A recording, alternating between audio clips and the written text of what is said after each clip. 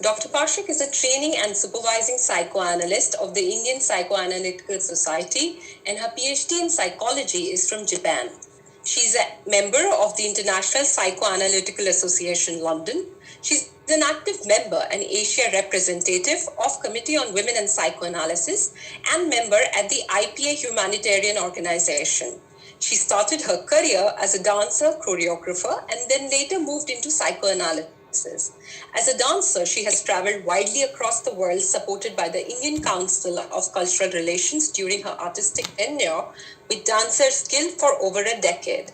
She received grants from the Sangeet Natak Academy and the India Foundation for the Arts, Bangalore, for her artistic creations, which is a series of innovative work based on using poetry, things like Shakespeare's sonnet, dance, theatre in a non-linear form as a performing text.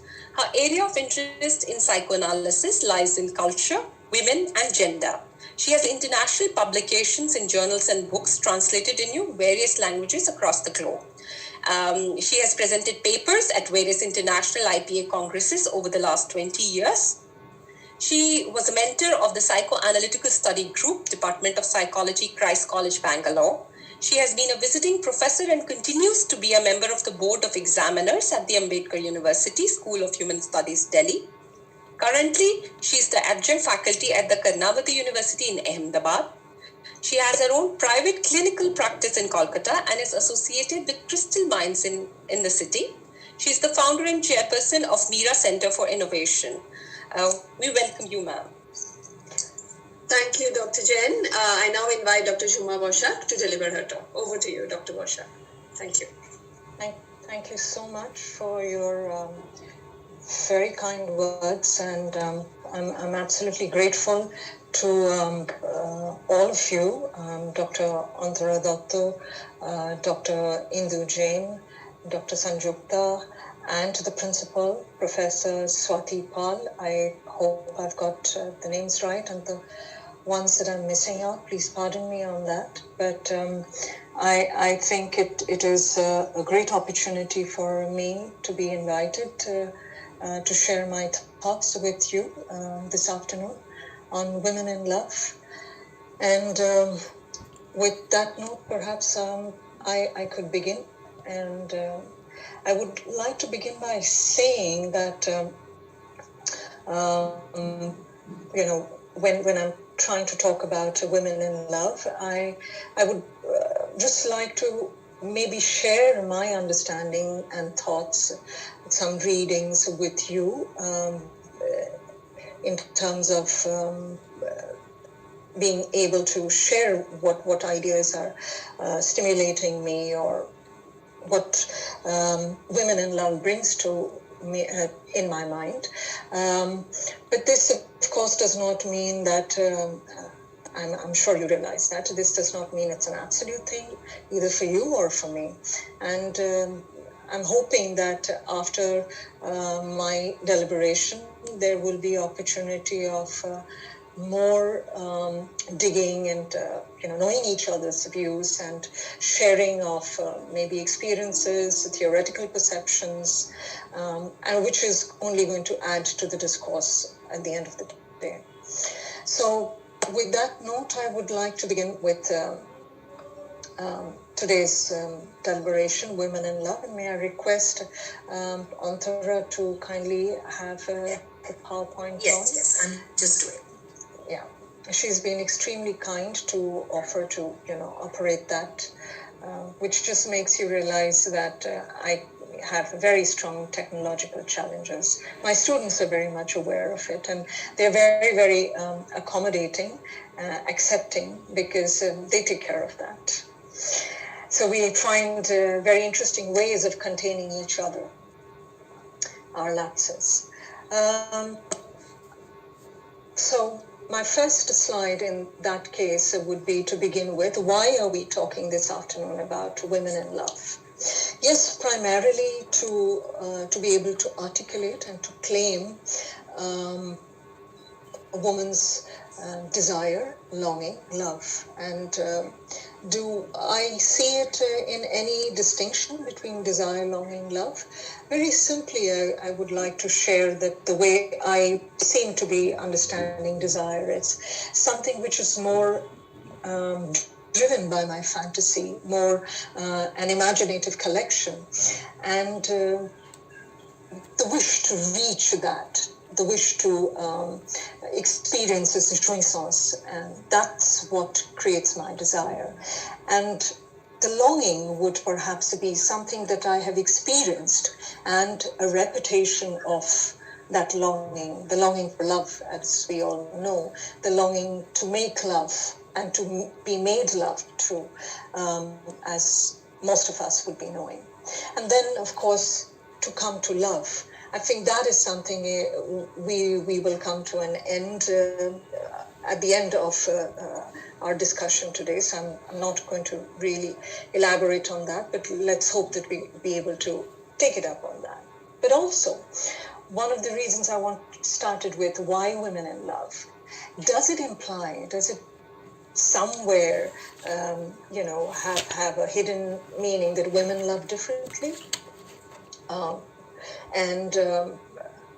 Antara, if I may say, I would request you to change the slides, but we hold on for a while till I say. Okay? So we stay here. Yeah. I will tell you. Sorry. You and I will have to coordinate a little on that. Yeah. Thank you. So another way why I wanted to bring this up is that are we implying that women love in a different way, or men love in a different way, or other loves in a different way? I'm not sure if I have an answer, or a very reductionist answer of yes and no, but I think we will probably have an answer at the end of this afternoon's journey, which may open up this dialogue of our ways of loving. How is it formed? How is it different? Why is it different, if at all? And may I go to the next slide now, please? Thank you. So, the next slide calls infantile sexuality and the psychosexual development. Now, I wouldn't like to, shock any of us when I'm talking about infantile sexuality. I will elaborate a little on that. I think it'll be difficult to talk about love if we are not starting from infancy, where we first experience the element of love. And psychosexual development, which I'm not going to go into detail of it. This is not a class or anything. We may have been taught in a different way, and sometimes I get a chance to teach the students in a different way. But it's more about psycho as in the mind, sexual as in the body. It's a mind and body developmental, biological and psychological development that we are talking about, which Freud had elaborated on. Freudian analysis talks a lot about psychosexual development, so we're not going there. What we actually would like to talk about is the infantile sexuality. Before we go into the word sexuality, let us just understand or make an effort to understand the way, probably all of you know, the way we experience is just an attempt to articulate that. The way we experience love, whether I receive love or I give love. One is in the eros manner, which is abstract, sensuous, affectionate. Later on, it perhaps takes the romantic aspect of it, the romantic imagination of it, while the erotic is the tactile, physical, sensual aspect of it. So we definitely see a body and a mind relation over here. And what was most beautiful was to see how the body and the mind has its own ways of absorbing love and giving love in our developmental stages. And that's what actually Freud elaborated in the psychosexual development. Now, coming to the word sexuality, most of the times we we tend to think sexuality, is all about sex, and that's naturally a whole lot of interest on that, but also a whole lot of resistance coming for that. Now, here I would like to actually elaborate a little bit on our analytic way of looking at sexuality, which is more with an engagement of looking at sexuality as an integration of eros and the erotica, the mind and the body. This does not mean that at times they don't operate independent of each other, while at times they operate together. Now, when we're talking about sexuality, or when we are talking about the erotic comprises the entire body. So for a child, when we say erotic, we are not actually, these are possibly perceptions we have developed over time, but which needs a re-articulation, I suppose, so that I can reach you in the best possible way that I would like to deliver certain terms, and so that we don't misunderstand each other. So the erotic actually is the whole body, and the genitals or the genitalia that we talk about is only one aspect of the entire erotic body. So sexuality, of course, is that includes genitality, and but it is not exclusive only of genitality. And what I would like here to try to look at is when we are talking about infantile sexuality, when we are talking about love, maybe an engagement of both the eros and the erotica for our reference in today's discourse. So maybe go to the next slide, please, Santara. Yeah. Now, love and its complexity. My mother would have really freaked out on this, because she often would tell me that, it's the problem with the generation, you make love so complicated. It's simple, you just love. Yes, I agree, it's simple, you just love. What is so complex about it? But don't we all know that, to have a simple life or to have a simple love calls for so much of engagement with complexities and nuances. So to be able to get to that simple love, I think, an effort towards understanding the complexity of love. Here, as long as, when we're talking about the diet, we're talking about primarily the mother and the child, two people in engagement. Mother here is not necessarily the biological mother, but the caregiver with whom the child develops the attachment. So the journey from the diet to the triad. So from the mother and the child, the caregiver and the child, to the triad, the symbolic, entry of the father.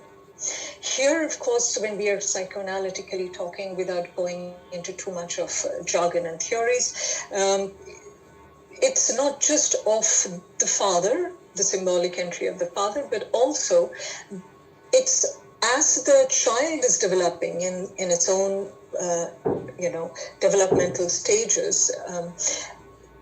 The triad is also when the child is negotiating the intervention of the world and the many chores of worldly life between the mother and the child. And that's the triangular, probably, I would say, engagement, negotiation that one is talking about, the triad, in a, I would say, in a larger generic fashion. And of course, the father definitely being there. Now, in today's parlance, perhaps this may be questioned. So does the father play a secondary role in the bringing up of the child? Does the father doesn't have a role with the diet? I think just to touch upon it, we won't find so much of time to go through the many changes that has happened. But yes, a diet is possible in today's discourse to talk about a father and a child, because we're talking about a caregiver and not necessarily a biological mother or a female as such as a mother. So a dyad is the psychosexual attachment, engagement that the child experiences with the caregiver. So whenever there is an intervention of a third object, whether the world or another person or work, etc., becomes a triangular engagement for the child to, in a way, understand and negotiate with the triad. And there perhaps comes, I think, the complexity that the infant has to engage with for the rest of our life, possibly. Now, coming to the text, Oedipus Rex, I'm surely not going to go into the text. Most of us over here may have read it, or some of us, are aware of its relevance in psychoanalytic discourse as it is, or otherwise also. The reason I have used the Oedipus Rex here is because we talk about the Oedipus Rex in terms of, and I'm having in mind Sophocles' Oedipus. We talk about how, in very, very maybe simplistic terms, the boy child's love for the opposite parent, the opposite gender parent, which is the mother. But I think what I would like to call our attention to is the parental ambivalence and seduction that the Oedipus Rex holds. The parental ambivalence, as in the reason why Oedipus was actually thrown away and rejected by the parents because of the prophecy that was threatening the father's life and was holding future apprehensions of marrying the mother and bringing in children with the mother. So this parental ambivalence is what we very incidentally not really talk about. And later on, I would also like to reflect on the element of seduction. And we don't have enough, maybe, time, of course, because it's not really possible or fair enough to do any justice to something as deep as love, or anything at depth is difficult to do in a short time. But also, I think the online webinars with all its wonderful connective, I would say, intention of connection and deliberation has certain challenges. I wish one could show videos much easily. I'm actually having in mind the Oedipus Rex made by Pasolini, I think in 1960s. I'm not very sure on the date. I presume it to be that. The reason, once again, I'm holding on to the to Pasolini's Oedipus Rex as a text here is because he had a wonderful visual, elaboration of seduction. And there is I'm reminded of repeatedly of a wonderful shot where the satisfaction of Yocasta, the queen, when she is breastfeeding her child. Almost like, you can see the same replica of satisfaction when she is in sexual engagement with the grown-up Oedipus, without, of course, knowing that it's her son. And I would like to bring in the element of seduction is because there must have been a lot of differences of age and experience, even if not age, for the mother to have understood the sexual naivety of Oedipus. And there lies perhaps the maternal seduction in that. And we may not have opportunity to talk here about it, but in my clinical work, we often have had situations to be able to talk about, to be able to see maternal seduction. And seduction does not necessarily, even the infants' seduction. Infants also have ways of seduction. Seduction, once again, does not necessarily imply a genital seduction. And that's what we tend to associate it with, that there is a genital seduction happening. A seduction is a way of attracting the other person. It's like playing a web to entice the other person. Like the principle here, ma'am just said at the beginning of it, and the word, the term itself, women in love, sounds so seductive. So maybe we have our own associations of women in love, and that has its own seduction, and that has nothing to do with the genitalia. And that I think is what something Oedipus Rex brings up, and Pasolini brings out so wonderfully in his visual elaboration of the film, Oedipus Rex. The other point is we learn to love from our early relations with parents and caregivers.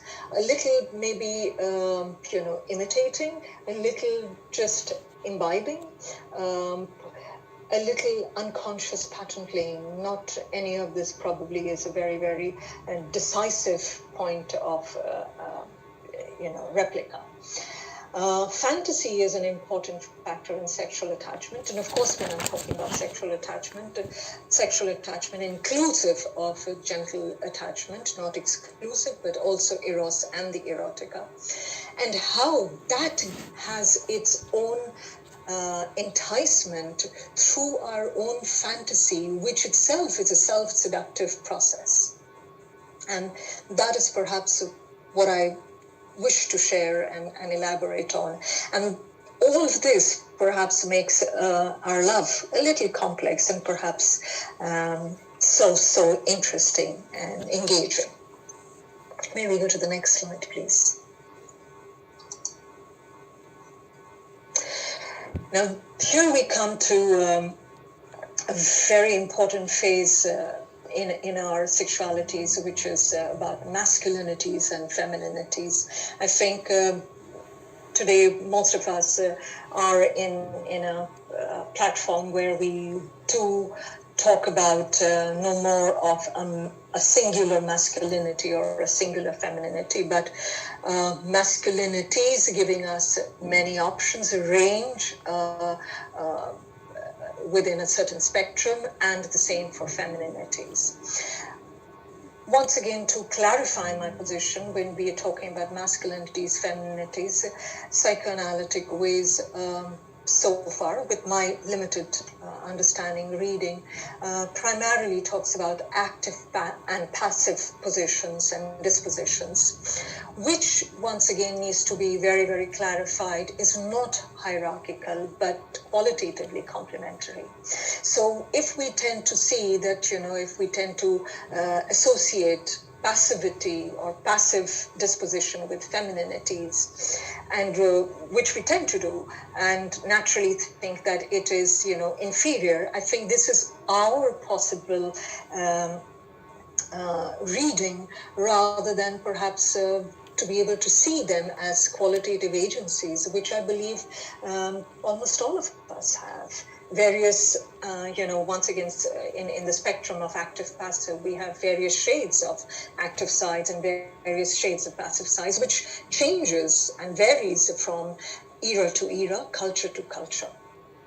And very interestingly, when we're talking about masculinities and femininities, of course, I am implying that we finally talk about bisexuality, and very interestingly, we have actually Freud talking about in the interpretation of dreams, where he says, that's a quotation from him, in human beings, pure masculinity or femininity is not to be found either in a psychological or biological sense. But of course, I think it's very unfair to think that one genius will be able to reach every absolute statement and deduction with his own, in his own lifetime and in his own works. I think there have been many seeds of thought, and post-Freud theoretical developments have extensively talked about it. And that brings us to actually the quotation of Christine, quoting actually Juliet Mitchell, and she says, "This is crucial that we acknowledge with Freud that bisexuality is innate, that the child is originally bisexual, independently of any identifications or object choices. Subjectively, our sexuality is always bisexual."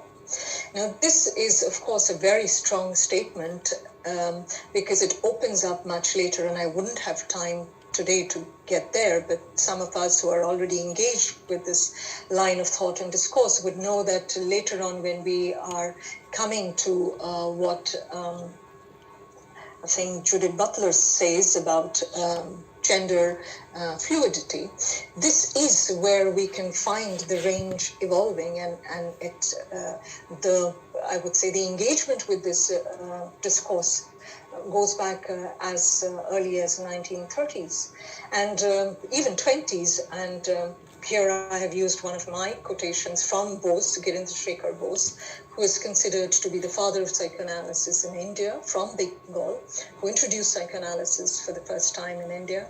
And he said, "The Oedipus complex offers the child two possibilities of satisfaction, an active or a passive one," unquote, implying the bedrock of bisexuality and human foundation to its later evolving sexuality. It's very interesting how over a period of time, different countries, different people voicing same concerns. This gives us the opportunity to look at the formation of, gender construction, and not only that, in terms of also looking at our capacities to express love, to experience love. I'm reminded of a concept called the concept of amae, A-M-A-E. It is actually a word from Japan, and the Japanese psychoanalyst Takeo Doi is known to have worked on extensively on the concept of amae, where amae is actually talking about the passive quality of love that the child wants, that, which means the child wants to be cared, to be taken care of, to be caressed, to be loved, as a dependent from the parental figure, primarily the mother or the caregiver, the primary caregiver. So it's very interesting how in the Eastern context, we already have that kind of a very cultural disposition. Of course, now it is very much part of psychoanalytic understanding of human sexuality, gender, and expressions of love. So amae is very much part of the psychoanalytic parlance in today's time. Request Anthra to go to the next slide, please. Thank you. This is a quotation from the 3 Essays on Sexual Theory by Freud, and he says, "No one who has seen a baby sinking back satiated from the breast and falling asleep with flushed cheeks and a blissful smile can escape the reflection that this picture persists as a prototype of the expression of sexual satisfaction in later life." Now, of course, one can hold me for blasphemous, comparisons, but I'm not doing anything like that. Freud started it, so I'm just an ardent follower, and I can save myself on that. No, jokes apart. The fact is that Pasolini saw it. I'm not sure how Pasolini came to that, but when he was, I wish we could immediately see this film after this discussion, but of course, maybe we can do it another time, or you can do it in your own free time. It's like a haunting image of, the mother's satisfaction of being when the child is at the breast, and then the satisfaction of when Oedipus, as a grown-up man, is on her breast. Of course, there could be, let's say, I would say, what's the word? There can be unconscious associations, which maybe as her own child it continues. But if I may also share a little bit of my clinical experience, we have mothers when mothers have experienced a lot of stimulation with the child, where they have talked in the clinical session where they've experienced a lot of stimulation when the child is at the breast. And that is also, the lactation period is also not a very heavily sexually active life with their partners at that time. So that has a very strong stimulation where often they've talked about how soft the tender touch of the suckling of the child where there is no teeth and it's so soft. So these associations have also been there, but I guess we could talk more at length and elaboration of all this if it was more an offline kind of seminar, and that's where I feel it has the online has its own constraints.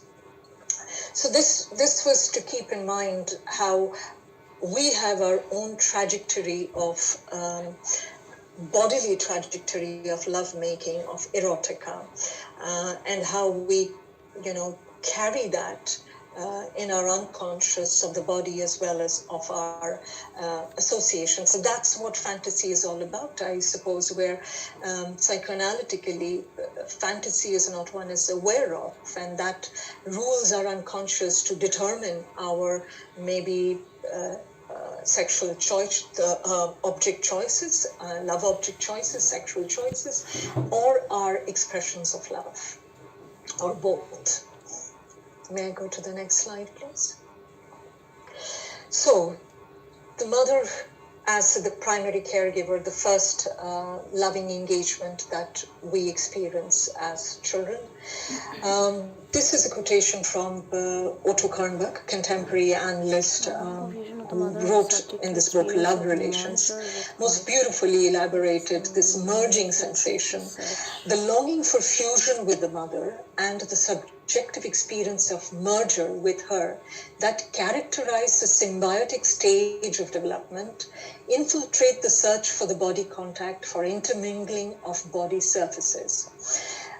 Later on, we say a lot about, sex is too much talked about, and it's too hyped and all of that. I think what we are talking about, not just the genital engagement, but we are also talking about not exclusively the genital engagement, but we are talking about the entire erotic engagement of the body, which actually is so archaic and so much rooted in our unconscious. And I'm reminded of a dancer many years back. Perhaps I was at some point more a mover, bodily mover, and I'm reminded of Mary Wigman, who says the body never lies, because our cognitive development, not that she spoke from that perspective, but our cognitive development, I think it's Mary Wigman, the body never lies, or is Martha Graham, any one of them, please forgive me on this. It's just a free association that came. So not that that statement was made because of a cognitive understanding, but our cognitive language development happens much later, and the body is much more in communication as we see how the child engages with the primary caregiver. And this fusion with the mother, the wish to become one with the mother, to merge with the body and mind, which, if that picture stays, and both actually, could we go back a little bit to the previous slide, please, Antara? Both these pictures are actually taken from Pasolini's film, Oedipus Rex. I deliberately wanted to take it from his film, and it's not at random. So the next slide, please, Antara. So what I'm trying to say is that if we may remember and recall that, that I would say that satisfaction, that bliss that the child enjoys at the mother's breast, and then later on, which stays as a replica in our mind and comes as a repetition later on, and why we need to engage repeatedly, both bodily, erotically, and in terms of eros. And then maybe go to the next slide, please. I will try to finish in the next 5 minutes. The need to repeat, yes. So unconsciously, we are trying to repeat a previous relational structure from the past, the original one. And much like a lot of the times when we have repeated dreams, we are trying to resolve a conflict in repeated dreams, as we often say. So when there is a repetition of a relationship and love objects, it's perhaps the need for, getting back that relational, past relational, original relational pattern that resolves a conflict or a mistake or a dissatisfaction, a fantasy that I'm not even aware of, a longing. So how do we do this? I mean, the need, perhaps, I think I need to clarify, the need or the reason we are talking about is not because, we will know all of this and then we shall not repeat and everything should be perfect. That's not the idea. I mean, then we fail to be as human beings. How can we love if we do not allow the passion to happen? And if we have to allow the passion to happen, as we go in the next couple of slides, we will see, we will have to allow a certain freedom for it to happen. And yes, in a way, this awareness may help us to understand what is the cycle that is happening with me. A lot of the times we find that a relationship is breaking me and it's very, very abusive. And yet I'm not being able to get out of that. Maybe in those kind of situations, it is not being fulfilling and satisfying to both the people, and yet it is difficult to live without it. It's like that same ambivalence is coming. I'm repeating an ambivalence that perhaps I have grown up with in my parental triad or diet, and unknowingly it is trying to resolve or master. And these are ways of understanding, but none of these ways of understanding means that I know it all. I mean, in this situation, I would say, let us be humble enough to surrender to the magic of life. And the magic of life has its own rewards. The magic of life has its own scars. And may we have the tenacity to bear it all. Because that actually possibly completes the magic of it. May we go to the next slide, please? Okay.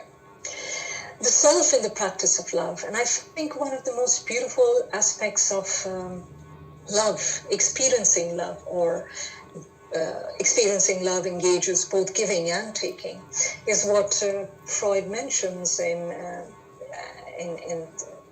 Standard Edition. It's a quotation, and he says, whoever loves becomes humble. Those who love have, so to speak, formed a part of their narcissism. So it is almost like giving a part of yourself. And I'm reminded of many a times I share this in my lectures. I'm reminded of one of our moral classes in my growing up, where we often talked about, and we were taught how if somebody is old or somebody is blind and you help the person to cross the road, you hold the person's hand and you help the person to cross the road. And once the person crosses the road, he or she thanks you, blesses you. The interesting part is that we may have perhaps helped the person, but in the process, we feel very enriched. We feel very good. We feel very loved. Very strangely, this is what possibly happens. A situation of love probably will have its own way of giving us back. And that's probably what, in my own understanding, humble understanding, perhaps where we can let down our, armor of narcissism.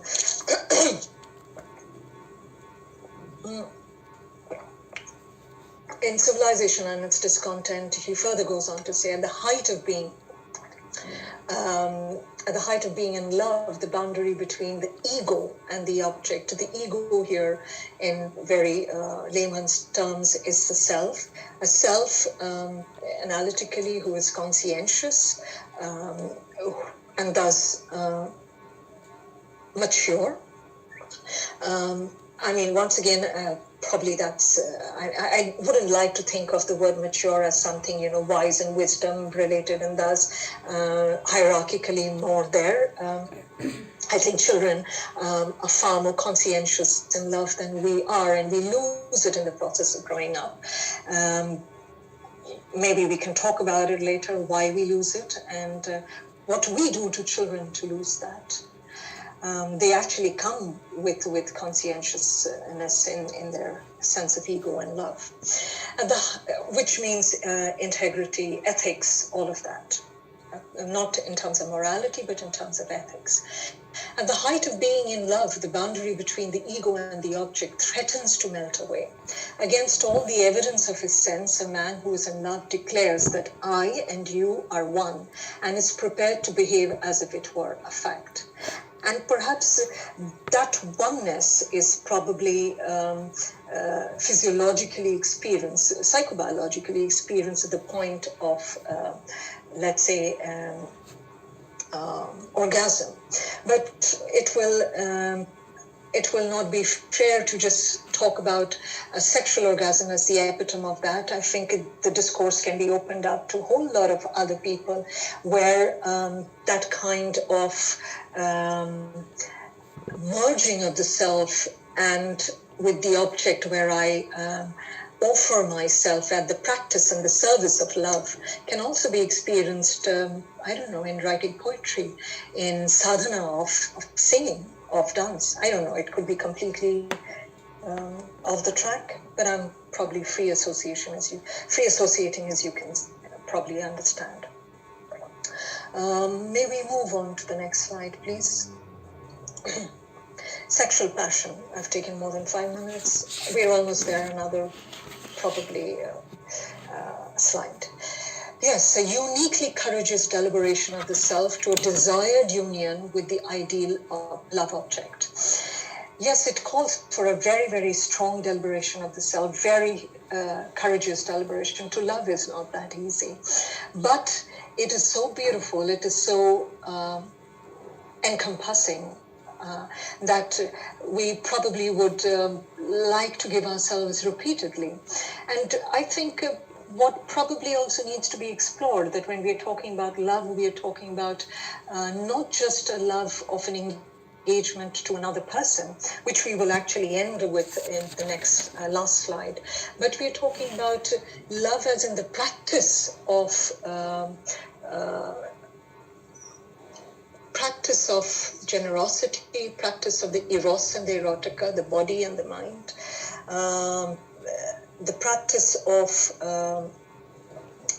surrendering. All of this is, of course, the sexual passion, but it also can be seen at different spheres. I don't know, I'm just opening up the discourse of work, maybe. So in sexual passion, it calls for a uniquely courageous deliberation of this self to a desired union, desired that I have in my fantasy, that doesn't have so much of a clear picture, but which possibly has grown with me over years and decades in my own trajectory, with my ideal love object. Every time we encounter a love object, we believe, and we want to believe, that this is the ultimate journey. And with that, we give ourselves, we pour ourselves. To the next slide, please. But this merging that we talked about is not a regressive merger, where regressive merger, once again, I would like to clarify the word itself. The connotations may imply that, I am infantile and, timid and all of that, which makes it feel like, okay, I'm not quote unquote mature, but I wouldn't like to see it in that way. We do have regressive exchanges, even in love with our lovers. We become like a real child and we want to possess our love object completely. But what we mean here as a regressive, not a regressive merger, distinct from it, is that this experience of merging and fusion gives us this characteristic of sexual passion, which is simultaneously an experience of merger and a maintenance of a separate entity. So here I have an anchor which merges me and I give myself. But based on that, my ego, myself, thrives, and my sense of autonomy, my independence, my personality blooms, and I become more, as the next slide would say, I'm brushing a little bit, in my self-autonomy and self-efficacy. May we go to the next slide, please, Antara? So here is my last slide where I'm talking about how love and work are the cornerstones of our humanness. Of course, this is something that Freud in psychoanalysis talks about, that yes, loving another person gives us the absolute satisfaction of what we may have experienced in our growing up, in our childhood, infancy, in terms of the engagement of the eros and the erotic, and the bodily sensations and sensualities, all of that. And it finds an absolute culmination. But that maybe can be complemented in a larger life with this is in my private intimate space, with maybe in my private in my public space, in my social space, with work. And that together perhaps complements the self, our capacity to love and our capacity to work. And love here, not necessarily love as in the romantic love, but love in terms of different relational love, generosity as a quality. I think this is what I was trying to share with you in terms of women in love. All of us, as you can see at the end of this discourse, is the last slide, all of us are potentially hold this capacity to love. So here you can probably get the answer, but why we're talking about women and love. A lot of the times, the way we are brought up, as in my clinical experience, we can do away with the PowerPoint now if you wish, Antara, and we can come back, though I will continue to speak a while and then open it up. So in my clinical work, and maybe even with our friends at social spheres, with our own selves, we'll be able to see the Indian way that probably, and I'm saying Indian because my experience of clinical work pertains primarily to Indian climate. So in the Indian context, women are much more encouraged in the eros level rather than at the erotic level. And there is not only repression, but very, very conscious oppression working. While with the men on the other side, in the Indian context, there is much more in the cultural upbringing, a thrust onto the erotic and a complete disregard on the eros aspect. That, of course, does not mean that many men are not under this spectrum, or women, where there are, ranges of passive qualities and active qualities are there. But usually the trend seems to be of this kind. And I think with that note, I would like to conclude for today, and hopefully I made some sense, or I don't know, something. And we can have maybe more sense when we discuss with each other, have your sharings to add to this. Thank you so much.